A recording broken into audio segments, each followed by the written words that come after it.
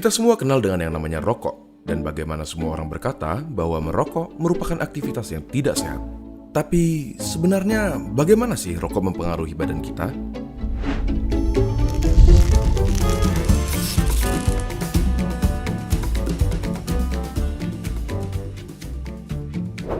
Coba kita mulai dengan komponen-komponennya. Pertama, nikotin, suatu zat yang bisa bikin kita kecanduan, si alasan utama kenapa semua orang tidak bisa berhenti merokok. Bahkan, dia adalah alasan kenapa mereka yang berniat berhenti merasa tidak nyaman dan akhirnya ditarik kembali. Selain nikotin, ada sekitar 7.000 bahan kimia lainnya yang terlibat dalam proses membakar satu batang rokok, di mana diantaranya ada beberapa yang akan menjadi aktif dan dapat merusak badan kita. Terlebih lagi, terdapat lebih dari 60 bahan kimia diantaranya yang diketahui dapat menyebabkan kanker. Dari sini, kita dapat mengambil kesimpulan bahwa merokok dapat merusak berbagai macam organ tubuh kita dan secara umum menurunkan kondisi kesehatan. Komponen berikutnya adalah tar, suatu nama yang diberikan untuk partikel-partikel yang tergantung di dalam rokok. Partikel-partikel ini berisi zat-zat yang dapat menyebabkan kanker seperti karsinogen. Contohnya adalah metal seperti arsenik, kadmium, dan lain-lainnya. Tar itu lengket dan berwarna coklat.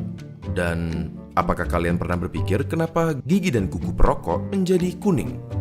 Yap, itu adalah tar yang dapat juga mengotori paru-paru dan memberikannya penampilan yang sama. Zat yang berbahaya berikutnya adalah karbon monoksida, suatu gas yang dalam jumlah banyak dapat berakibat fatal karena menggantikan oksigen yang seharusnya tersirkulasi di darah. Gampangnya seperti ini.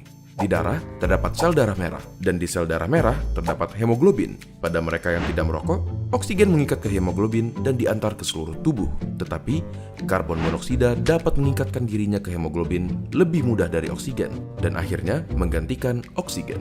Kalian mungkin berpikir, ya sudahlah, apa masalahnya oksigen diganti karbon monoksida? Sangat bermasalah. Karbon monoksida membuat darah semakin kental dan pada aktivitas seperti berlari yang membutuhkan banyak suplai oksigen, organ-organ penting seperti jantung, otak, dan lain-lain jadi kebagian sedikit sekali oksigen dan dapat berakibat fatal.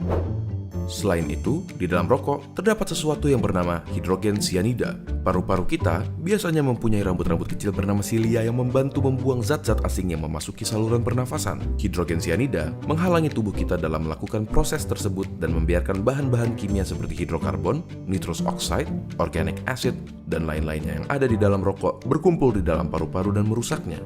Tetapi, di balik kenyataan bahwa merokok merusak paru-paru, jantung, pembuluh darah, bahkan otak sampai dapat menyebabkan stroke, ada fakta menarik yang tidak semua orang tahu. Suatu penelitian menyatakan bahwa merokok mengurangi risiko penyakit yang bernama ulcerative colitis, suatu penyakit di usus. Tetapi, rokok meningkatkan kemungkinan terkena Crohn's disease, suatu penyakit di usus juga. Apakah bebas dari ulcerative colitis sepadan dengan risiko-risiko lainnya?